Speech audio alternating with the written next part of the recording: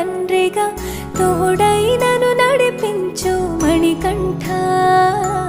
కష్టాలే తరిమినా కన్నీరే ముంచిన నీవే నాకు దిక్కు కదా అయ్యప్ప.